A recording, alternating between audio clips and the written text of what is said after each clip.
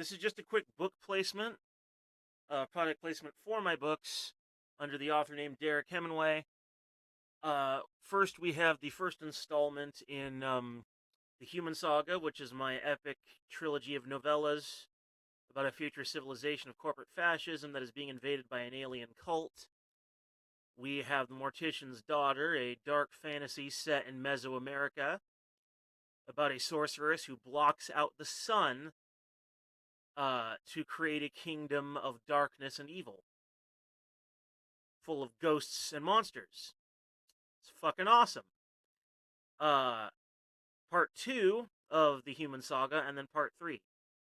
There's currently my first full-length novel in the works, so be on the lookout for that. That's about all. That heathen bastard! Hello everyone, welcome back to the channel, to That Heathen Bastard. And today we're going to be talking about a hypothesis I've developed. Remember that this is a platform for talking points. If you want news, go watch a news show. Now, I wanted to discuss my current hypothesis with you. I call it the triangle hypothesis, being that there is a connection between black nationalism, neo-Marxism, and the mainstream media, and therefore, by extension, the Democratic Party. Now, before we begin, we need to explain the first point of connection, which is the Black Power fist and the ways in which it is used. It is used quite regularly by the neo-Marxist as a kind of logo. There's a feminist version. There's an LGBTQ, QRA, ABCD, EFG plus version. There's an LGBT version. There's a version of the flag with there on it. Right. It has become synonymous with the left, and with that kind of neo-Marxist attitude. So what is the meaning of the fist exactly? Well, it relates specifically to communism, which was the end goal of Karl Marx and Friedrich Engels and Hegel. That is the end point of what they're trying to achieve, a classless society where everyone gets what they need and everyone gives up what they have. You know, to each to his needs, from each to according to his ability. That fist is just as bad as any Sieg Heil, because communism has murdered millions. Do what we say or we shoot you. We will achieve a classless society that everyone gets what they need in order to survive for free without having to work for it. And if you disagree, we will kill you and build our nation over your corpse. That is communism. It starved millions, especially when agricultural policies in Soviet Russia resulted in the loss of food on a truly massive scale. And that is when they began to starve and die because of communism.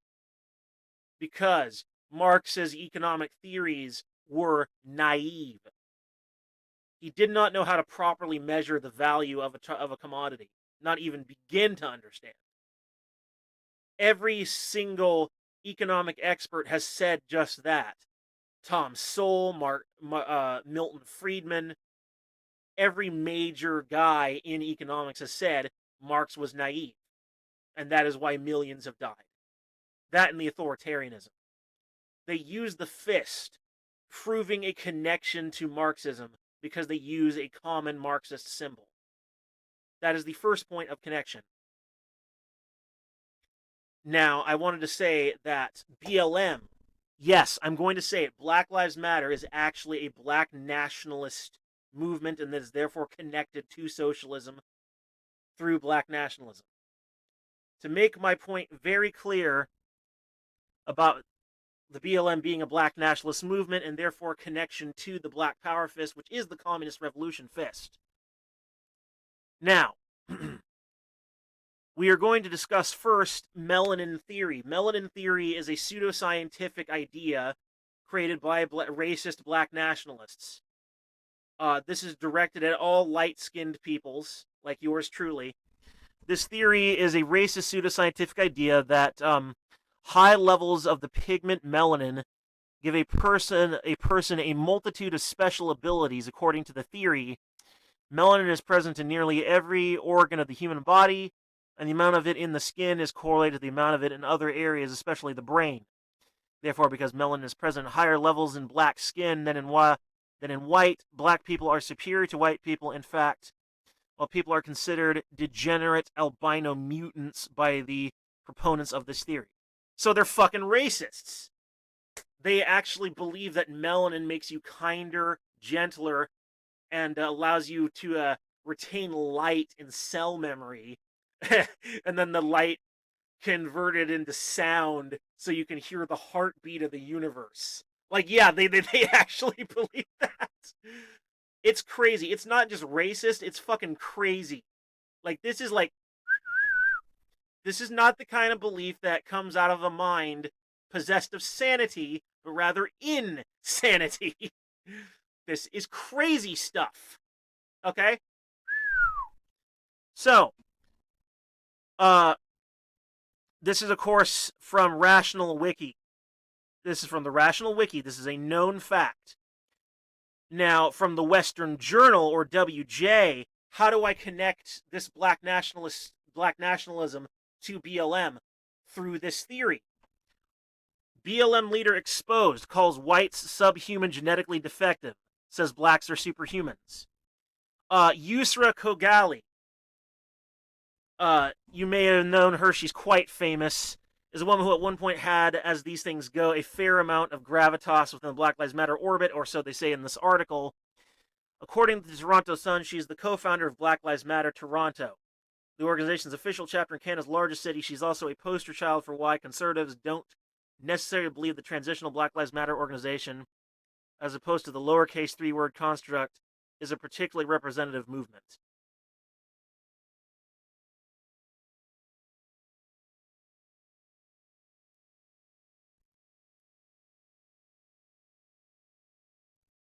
So here is a preserved tweet of hers. It should still be up. Yeah, this is from James Lindsay himself, a researcher who has kept track of neo-Marxism and explains Hegel and explains all of it. This is her sort of explained theory here. Let me just find a way to see the image a little more close up here. It is a bit low res. Hopefully zooming in won't lower the resolution too much. Okay. Yusra K. Ali, a known leader in Black Lives Matter Toronto in Canada. Her message is, whiteness is not humanness. In fact, white skin is subhuman. All phenotypes exist within the black family, and white people are a genetic defect of blackness. White people have a higher concentration of enzyme inhibitors that suppress melanin production. They are genetically deficient because melanin is present at the inception of life. Melanin is directly linked to fertility and the human reproductive system. Melanin is directly linked to strong bones. Melanin is directly linked to the strength of the nervous system. Melanin is directly linked to the strength of senses such as vision and hearing. Melanin is directly linked to the strength of neurosystems affecting capacities like intelligence, memory, and creativity. Melanin enables black skin to capture light and hold it in its memory mode, which reveals that blackness converts light into knowledge. Melanin directly communicates with cosmic energy. There it is. There it is. She's literally espousing melanin theory, a black nationalist conspiracy theory. They are racist. Ethno-nats of any variety are racist. This is why the indigeneity of all humanity comes from blackness. We are the first and strongest of all humans, and our genetics are the foundation of all humanity. Therefore, white people are recessive genetic defects. That is factual. White people need white supremacy as a mechanism to protect their survival as a people, because all they can do is produce themselves. Black people, simply through their dominant genes, can literally wipe out the white race if we had the power to. It is why white supremacy as an imperial system thrives. It tries to control, suppress, and destroy our existence in blackness because we are a threat to the genetic annihilation of white people. Yup. Yup. Yup. This is who we're dealing with. This is a clear-cut connection between Black Lives Matter and black nationalism, a racist ethno-nat ideology.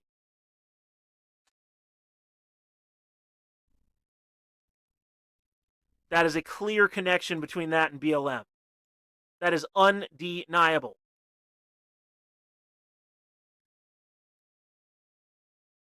So as I continue on my hypothesis of this sort of triangle, I'm going to go ahead to talk about the shared talking points between Black Lives Matter, MSM, and neo-Marxists. The mainstream media talks quite heavily about, all cops are evil and are hunting black people. White people are inherently racist. Blah blah blah. Neo-Marxists have this exact same talking point. They say that cops are evil, whites are inherently racist, blah blah blah. BLM says the exact same thing. They have consensus between the three of them that correlates almost directly. Now, considering the fact that some would say consensus is evidence that, they're just all arriving at the same conclusion because they're correct. If that were the case, then why is there so much resistance? Why can't other people see it the way they do? They have consensus because they're in bed with each other, because they're part of a continuum. If we can connect Black Lives Matter to racism, we can connect Black Lives Matter to neo-Marxism and to the mainstream media, we can therefore connect them all together in a neat little box. They are in bed together. They are all unified by their talking points. They echo each other so perfectly, and then everyone else just kind of resists. Conservatives, patriots, most everyone else, and police reformers, by the way, are actually, into police reform, are more on the side of the right wing than they are on the left wing. They see the left wing as the insane neo-Marxists as they are, to the best of my knowledge. It is a power structure between 3 points used for a certain purpose.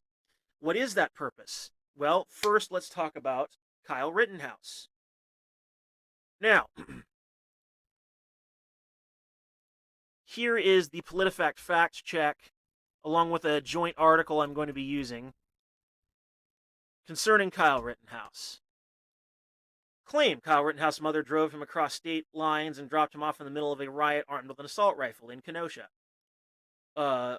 False. Rittenhouse went to the protest with a Wisconsin friend who had purchased the AR-15 for him. There is no evidence that Wendy Rittenhouse drove her son to Kenosha, and no evidence that her son was armed when he left for Kenosha from their home in Antioch. Claim. Timothy Simpkins, a black teen shooter, got 1 day in jail and $75,000 bail. Kyle Rittenhouse, a white teen, got 2 months in jail and $2 million bail. Our ruling, half true. The details provided are accurate, but the comparison leaves out something big. 2 people were killed and a third was wounded. So yes, there was more devastation in Kyle's case. Claim 500 National Guardsmen being called to Kenosha ahead of the Rittenhouse verdict. Had they done this in the first place, there wouldn't have been a trial. False. On the order of Governor Tony Evans, the National Guard arrived in Kenosha on the day before Rittenhouse shootings. Now, video showed police thank Kyle Rittenhouse and give him water prior to the killings. That is actually true. Claim, in contrast to how a black man who was shot by police was treated, Kenosha police officers let an armed white supremacist walk right past him after shooting people. Half true. The claim was made by U.S. Representative Gwen Moore, a Milwaukee Democrat. Of course, a Democrat. Because they're part of this too. They are connected through the mainstream media. Just like black nationalism is connected through Black Lives Matter. Kenosha police did allow Rittenhouse to walk away after the shootings, but an organization that tracks extremist activity said it didn't find any evidence linking Rittenhouse to white supremacists. He is not a member of any known white supremacist group. He is not a member of any known white supremacist group. Antifa told the lie to smear him. And finally, a video shows Rittenhouse was trying to get away from them. Fell, and then they violently attacked him. False. The statement was made by Trump. Rittenhouse tripped and fell as a group of people pursued him, but Trump's claim left out vital context. Rittenhouse ran away from protesters after, according to prosecutors, he had already shot and killed someone. Now, here is the companion article, The Inconvenient Truth About the Kyle Rittenhouse Shooting in Kenosha. This is from Medium.com. It says, like many people in the country, I'm aware of the story of Kyle Rittenhouse and all the drama surrounding the protests in Kenosha, Wisconsin, following the death of Jacob Blake. Unlike many people in the country, I took the time to do a bit of research and watch the footage surrounding the shooting to get a better understanding of exactly what happened and the tragic events that unfolded. So, here's what it says. What the media told me about the Kenosha protest shooting: the 24/7 news cycle and the politicization of all news has resulted in the death of real journalism. News is now about pushing political agendas and ideological biases, not reporting the facts and evidence as clearly and objectively as possible. It seems that this is the case for a large portion of the population. It is certainly a story that many of us would like to believe, as it might make more sense to us and feed into our preconceived biases. But the video footage speaks for itself in this case, though most of the clips the mainstream media is showing are edited to leave certain things out or exclude certain video entirely. They've been known to do that. Unfortunately, the 24/7 news cycle, blah, blah, blah. They get sensationalized and different parties start trying to spin the story in favor of their ideology. The truth about the Kenosha protest shooting. Watch the video. What the video evidence shows that happened versus what the news is reporting tell two completely different stories. Every piece of actual footage evidence shows Kyle Rittenhouse fleeing from his attackers before firing shots after they attacked him. Based on the significant amount of footage available so far, this seems to be a clear case of self-defense and one side being the aggressor. The first man he killed, Joseph Rosenbaum, a white person, first throws an object at him, then runs him down while Kyle is trying to flee from him and his group. According to the New York Times, Kyle didn't even fire the first shot that night. Mr. Rittenhouse turns around, sounds of gunfire as another pursuer lunges toward him from the same direction. Mr. Rittenhouse then fires 4 times and appears to shoot the man in the head. This was self-defense against Antifa. Antifa was there in Kenosha. They were having a riot after Jacob Blake because they're a neo-Marxist organization and they are in bed with BLM, black nationalists. That is a clear connection. And because the MSM is trying to smear Kyle Rittenhouse, there's your triangle right there.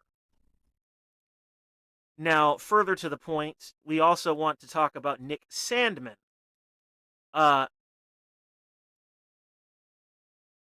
This is from Reason.com.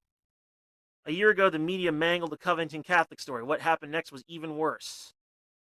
They tried to make it look like Nick Sandmann was harassing an elderly Native American named Nathan Phillips. On the weekend of January 18th, 2019, a short video appeared on Twitter that perpetuated to show a group of Catholic high school boys, one young man, Nicholas Sandmann, in particular, harassing a Native American elder named Nathan Phillips on the steps of the Lincoln Memorial. 1 year later, the media's reckless mishandling of the story stands as an important warning against the kind of agenda-driven outrage mongering clickbait that unfortunately thrives in the world of online journalism. No, it wasn't reckless. They did it on purpose. They meant to do it. But no less noteworthy was the news cycle that followed the initial flawed coverage, which featured a host of ideologically motivated partisans doubling down on their initial assumption, digging for new information to justify it, and reassuring themselves that they were right all along. Sandmann and his MAGA hat-wearing friends had identified themselves as members of Team Trump, and thus the national shaming they endured was deserved. This thinking went, indeed, that those who had defended the boys by disputing some aspects of the encounter, including an article for Reason that changed many policies. Sandmann's subsequent lawsuits have kept the Covington sympathetic public focused on several of the outlets that misrepresented the initial story. CNN, The Washington Post, and others. Indeed, these publications certainly deserve criticism independent of the merit of the individual lawsuits. See, what we saw was the initial video showed what appeared to be Nathan Phillips drumming at him because they thought that he was harassing him, that he thought Nick Sandmann was harassing him, so he drummed it in Nick Sandmann's face. Other way around. He had the ability to get around Nick Sandmann and go to the monument. He actually went straight to Nick Sandmann on purpose because he was actually harassing him. As it follows, Black Hebrew Israelites, a form of black nationalism that claims that they were the real Jews all along, was present and hurling disgusting insults, calling them incest babies I've seen the footage, and I have the full article here explaining that. They were chanting their songs so they didn't have to hear them, right? Because who wants to hear that? Who wants to hear that, especially at such a emotionally vulnerable age as your adolescent years? Who wants to hear that? That's just going to drag you down. Uh, they wanted to make it look like a MAGA hat wearing kid was being racist because they think MAGAs are racist when it's the other way around. People were being racist to them. You see now how the mainstream media has smeared both Kyle Rittenhouse and Nick Sandmann, claiming that they're the racists. And we've also seen how the mainstream media is connected to black nationalism through Black Lives Matter, and then connected to neo-Marxism for sharing talking points with them. And the neo-Marxists have Antifa, who also supports Black Lives Matter. It's a complete triangle.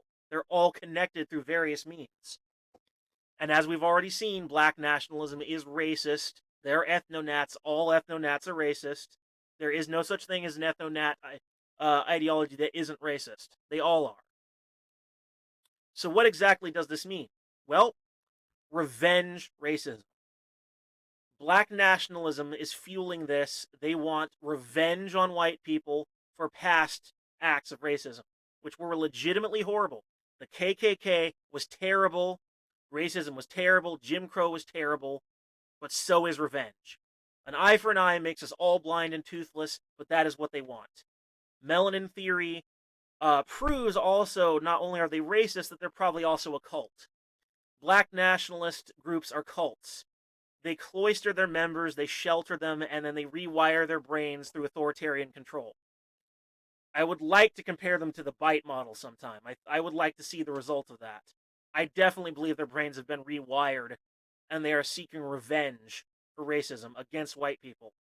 What's funny is, if you take revenge for racism, you're not attacking the people who actually did the racism. You're attacking Joe Schmo 9 to 5 who's just trying to feed his kids. You're all like, white people are racist and should suffer, and they're just like, hey, I'm just trying to feed my kids. Right? That's what it's become. It's revenge. And when they actually say, oh, you're racist, they're actually projecting. Right? This is projection, a psychological fact. People project what is normal for them onto others.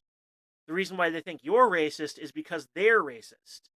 They think what's normal for me is normal for you. We are the same. That is what they're thinking. That is projection. They project this outward and expect people to adopt it.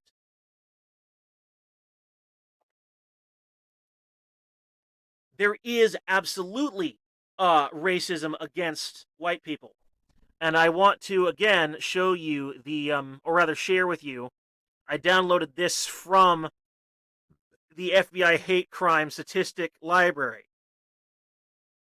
Okay? So here are the values and the categories. We have ANT1, black or African American, so anti-black racism is still 2,871 hate crimes. But guess who's just underneath that at the second highest? White. There were 869 anti-white hate crimes in 2020. And yet they try and call racism towards white people a narrative, right? They try and say it's false. I say any attempt at shutting down the arguments are proof that they have no counter-arguments. If you just want to shut down the argument and don't want to bother countering, that proves you have no counter. Okay? You have no counter-argument.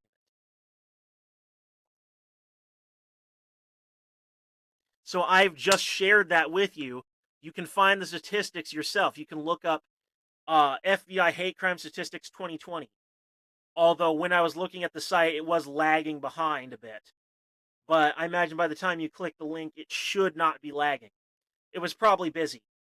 I had the downloaded document so I could read from it. They're just trying to shut down arguments because they don't want to admit the truth. There's a lot of black folks who do try to shut down arguments that there's racism toward whites. I know a guy named Vin who does it. There's a YouTuber named The Amazing Lucas who does it. He just tries to shut down the argument because he has no actual counter. Okay? I've basically already shown you my hypothesis, and I've shown you my evidence that the mainstream media connects to neo-Marxism, and neo-Marxism connects to black nationalism. And the black nationalism is introducing revenge racism into mainstream society. This is my hypothesis.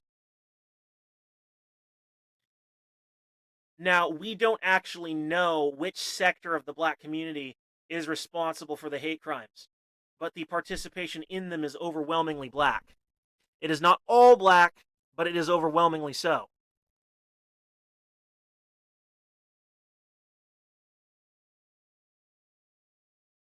With that being said,